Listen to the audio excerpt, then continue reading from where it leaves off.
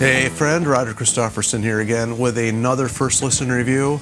And even though I'm going to be babbling about a re-release today, this is actually my first time hearing this, so this is a first listen review. And I'm talking about Sweet and their 2012 album called New York Connection, re-released with bonus tracks today. So, Sweet is one of those bands that I actually really like. It's one of those bands I've listened to a lot over the years, but I'm talking about the original Sweet. And when they kind of split off and they started doing all these different versions of the band, like Andy Scott Sweet and Steve Priest Sweet, and I think Brian Connolly was out there doing something on his own. I can't remember what he called it, but could be mistaken, but pretty sure they all had their chance to do something separately, at least those three. And it's been pretty much Andy Scott Sweet, just recording albums for quite a while now. I don't know exactly, but somewhere in the 90s, Andy Scott has been the only one that I'm aware of anyway that's been releasing albums, and this is in that vein. Theirs is like just I kind of don't have very many of those. Only recently have I started buying them. I got the Full Circle and then the re-release of Isolation Boulevard I just got, and I've actually been pretty impressed with those two, and I'm not going to lie. It's a lot better than what I thought. Sometimes when bands do this type of thing, they're kind of cheesy or whatever, but I actually kind of like those two. Now, this one was released in 2012. Another reason I didn't want to get it, it's all cover songs. I was going to say aside from one, but it's them covering an old Sweet song, so I guess it technically kind of is.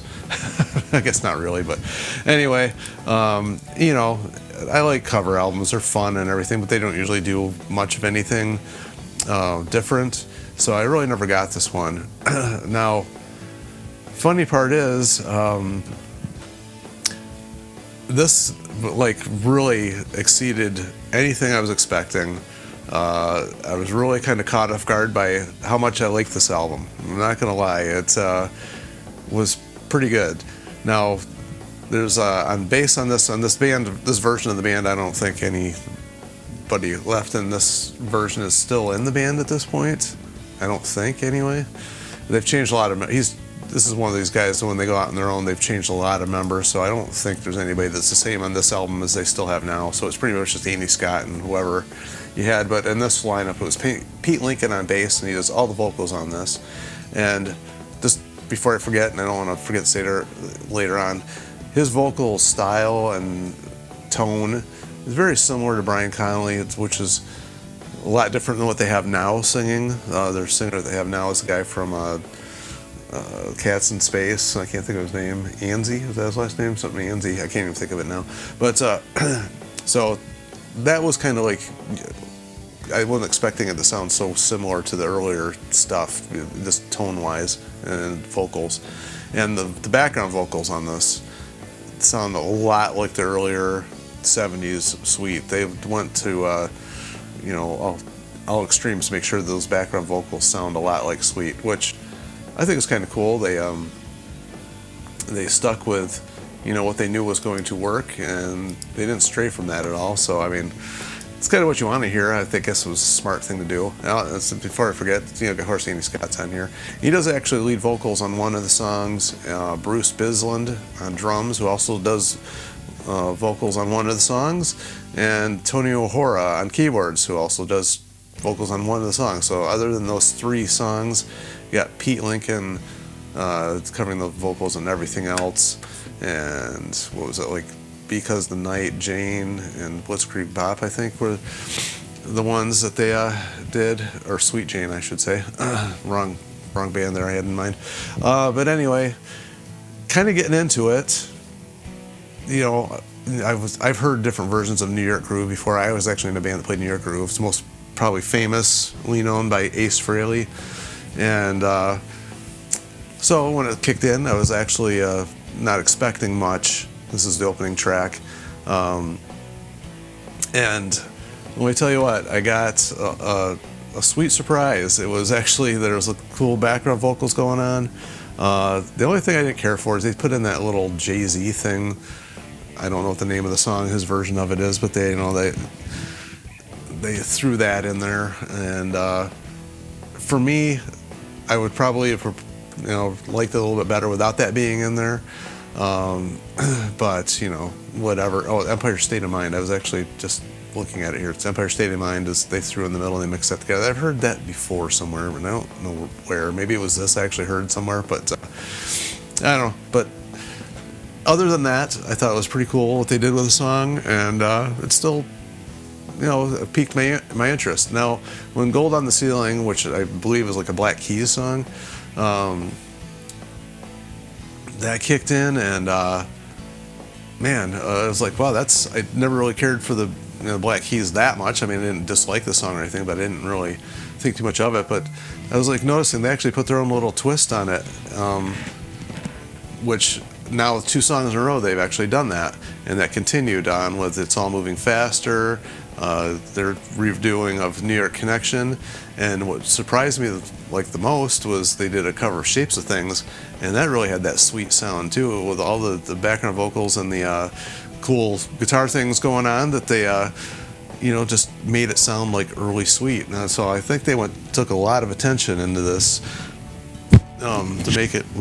to make this stuff actually sound like earlier career stuff. The covers You Spin Me Around Like a Record, which was kind of interesting.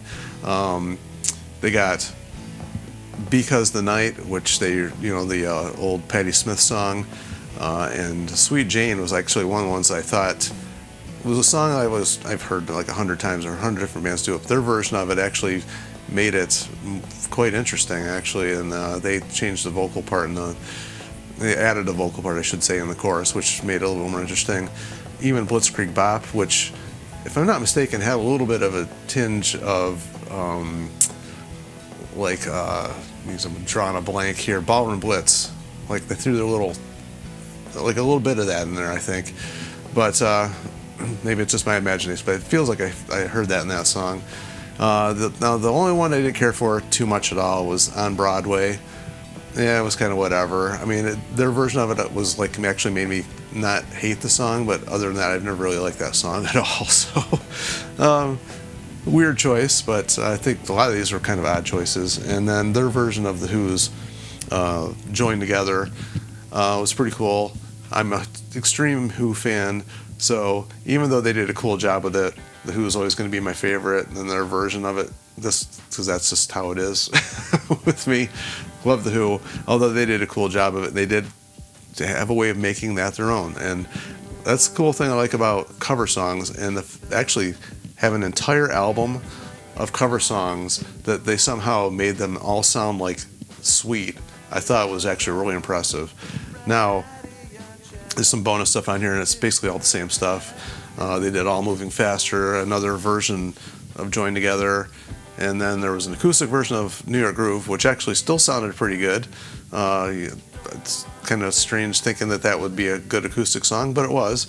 And then they did a live version of You Spin Me Right Around Like a Record, and that was kind of the bonus stuff on there. And that was nice to have. I didn't have the original version of it, so this is all new to me. So I thought that was kind of neat. So if you haven't gotten this album and you're thinking about it, you like early Sweet, and you like any of the songs I mentioned, you're probably going to like this. I was actually I was surprised. I don't know else, but I was surprised. So anyway, that's my quick little rundown of it.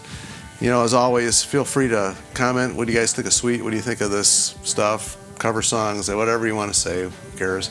Just all a matter of opinion, and I thought this one was pretty good. So anyway, like, share, and subscribe to keep this music alive, like I always say. And I can't wait to hear the next one. They're still putting them out. They just did one, and I'm sure they got more in them, and I'm ready to hear them. I'm probably going to go buy some of this other stuff that I haven't gotten, because I was actually caught off guard and surprised. So I'm probably going to get some of these other 3 or 4 that I actually don't have of his version of Sweet. So until I get those and review them, we'll talk to you later. See ya.